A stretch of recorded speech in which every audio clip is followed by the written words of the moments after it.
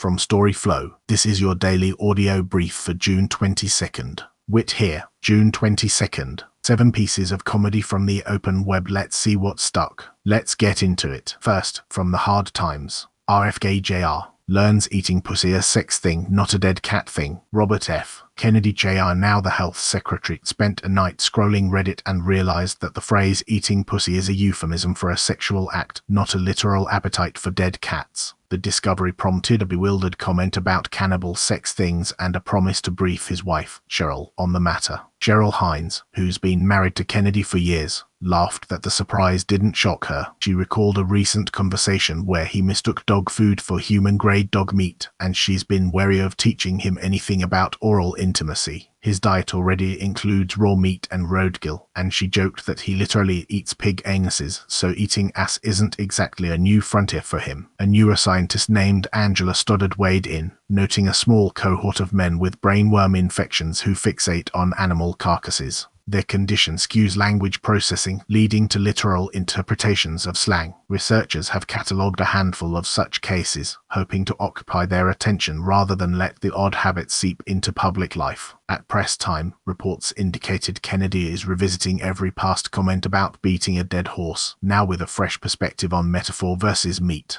Next, second, from the hard times. Oh, you're a Buckethead fan? Name 3 items on the KFC menu. The piece starts by picturing a weird mashup, someone in a Bulls jersey, nunchucks, a board game of Clue, and a nod to a guitarist's gift. That's the shorthand for a Buckethead fan, someone who's into the masked, bucket-wearing guitarist without actually donning the KFC-style headgear, which the writer jokes looks like a greasy serial killer costume. From there it pivots to a tongue-in-cheek challenge. Name 3 KFC menu items. The first suggestion is the brand new boneless bucket for one, a literal fit for a solitary artist. Then it mentions the now-defunct cherry pie poppers, a nostalgic throwback that mirrors Buckethead's no idea is too trashy approach. Finally, the famous bowl gets a nod as the ultimate all-the-things-together dish, the kind of thing you'd order when you're hammered or high. Interwoven with those menu picks is a running comparison. Buckethead's relentless output is likened to KFC's willingness to serve anything, no matter how questionable. The writer admits the whole thing is making them hungry, hints at grabbing a chicken combo, and circles back to the Clue board game as a closing thought. Up next, third, from the hard times. Woman describes sociopathic boyfriend as silly goose. Boston local woman Rachel Birch recently described her boyfriend Daniel Talbot's sociopathic tendencies to her friends and family as him being a silly goose, confirmed sources who were more scared than impressed by his humor. I just need someone in my life who makes me laugh, and Dan always commits to the bit, even if it means harming the family dog. What a goofball, Birch explained after witnessing Talbot gaslight her 66-year-old mother to give him $50 at her dad's birthday dinner. The guys I dated before were always too macho to be funny, but when Dan left his girlfriend and kid after 2 months of us seeing each other, I knew I had found someone who was ready to create joy in their life. Birch met Talbot outside of a dive bar where he's made her giggle ever since. What can I say? I'm always the funniest guy in the room, and I will beat the ever-living shit out of anyone who thinks otherwise. I could tell Rachel liked me after I used my pickup line that involves asking how big her tits are, Talbot recounted while casually shoplifting at a grocery store. It tickles her that I text pictures to her ex-boyfriends from outside their homes with a skull emoji and buy burner phones to text "Do I scare you?" to her extended family members who don't like us together. All while on ketamine, of course. Not all of Birch's friends are convinced by her explanations of Talbot's antics. Dan is more frightening than funny. Rachel came by with him at an art fair I was tabling at, and immediately started saying that he's always gotten the best head from Asian girls, explained her best friend Isabel Lai. He took a bunch of stickers off the table and then denied taking them while calling me slurs when I asked him to pay. When I saw Rachel a few days later, I told her what he called me and she said that I need to stop being so sensitive and saw that all the stickers were on her Stanley Cup. At press time, Talbot received an offer for employment as brand image consultant for APAC.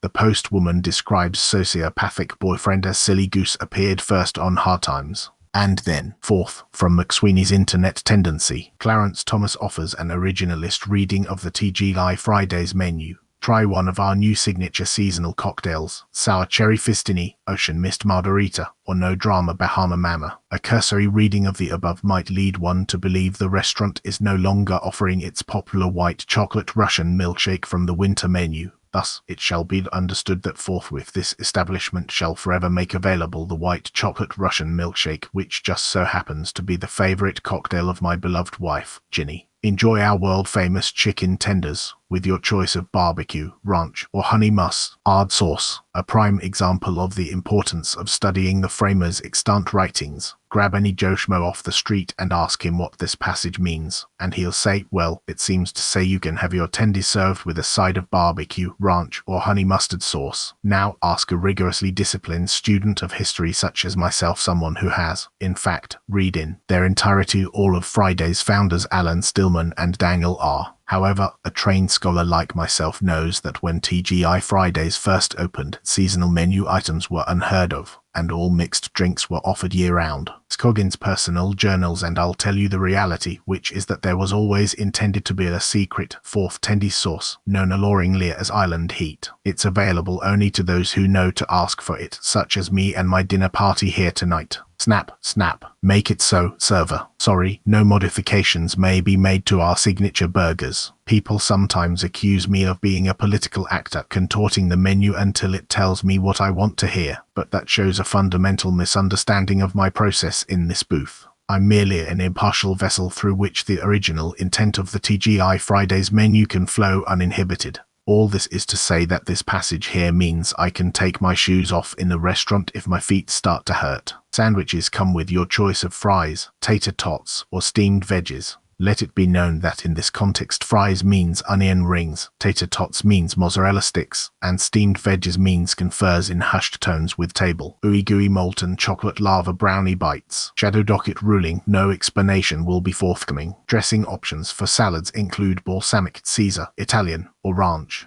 Unfortunately, the meaning here is abundantly clear. Thousand Island is not, I repeat not, offered as a salad dressing. Wait, hang on. It's been brought to my attention that a wealthy Thousand Island dressing tycoon wearing a cowboy hat and spurs is currently cutting a novelty oversized check for me at the next table. I hereby stay this ruling and will return to it next term, when perhaps my historical understanding of the situation will have broadened. Slaps coaster on the table repeatedly like a gavel. Now you may say, look, Clarence, didn't you just last week say that this section meant the exact opposite? Well, I'll point out to you that the ruling was made regarding the TGI Fridays in Fairvale, whose highly elitist owner has, sadly, said some rather nasty things about me and my foot odor to tea. He local paper. Therefore, I decree it is incumbent upon him when I visit his restaurant to run out to the local boja and grab me some Mountain Dew or maybe a Starry or something, whereas the manager of this fine establishment, a true gentleman, a proud patriot, and yes, a J6er, carries no such additional requirement. Proudly serving Coke products. Reading this amendment in the context in which it was written, you will understand that it plainly says they offer Coke products and Coke products alone. A 20% gratuity will be applied to all tables larger than 10. Now, this is interesting. In 1965, when the first TGI Fridays opened in Times Square, a customary tip was 10%, with 15% considered exceedingly generous. After factoring in inflation and global market trends, the expectation that, in the year of our Lord 2026, I should add a whopping 20% to my bill just so my server can continue funding his tattoo collection is preposterous. Look, I'm not coming at this stuff with an agenda. I'm just calling balls and strikes here. Credit card and Apple Pay are accepted for your convenience at our tableside touchscreen interfaces. No mention is made at any point prior to this amendment of a touchscreen payment option at our table, and, in fact, no such screen would even have existed as of the original writing of this menu.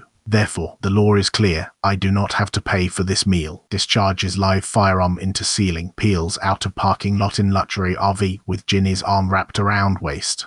He returns hours later to retrieve shoes. Next, fifth from your onion. NBA players share the one thing they'd change about the league if they were commissioner for a day. I'd use AI to help teams make better rotations. You feed it matchups, fatigue, foul trouble, and it tells you who should play. Eventually, The AI concludes the ideal lineup is 5 Alex Carusos connected by a single defensive mind, and then it locks the coaching staff out of the arena and unleashes the Penta Caruso on the opponents. Up next, 6th, from the Onion. Mom takes hushed monologue in movie as cue to go to kitchen, wash 5 pots. Pensacola, FL sensing the perfect opportunity to duck out and get a head start on some scrubbing. Local mom Sandy Pagano reportedly took advantage of a movie's hushed monologue Monday to go to the kitchen and wash 5 pots. Family sources said that during the relatively quiet moment of the film, Pagano eased herself off the couch and disappeared from the living room, and moments later the sound of water spattering against metal could be heard throughout the house. And then, 7th, from the Onion. UK, weighs social media ban of everyone except old men who grow big vegetables. London insisting that digital platforms should be restricted to responsible individuals, members of the UK. Parliament announced Friday they were weighing a ban on social media for everyone except old men who grow big vegetables. Next, 8th, from the Onion. Study contends free will disproven by fact that humans repeatedly eat at Jimmy John's. Champagne, IL shedding new light on the concept of voluntary behavior. Researchers at the University of Illinois Urbana-Champaign contend in a study published this week that the existence of free will can be disproven by the fact that people repeatedly eat at chain sandwich restaurant Jimmy John's. That's the 7. The joke is, you came back. Same time tomorrow.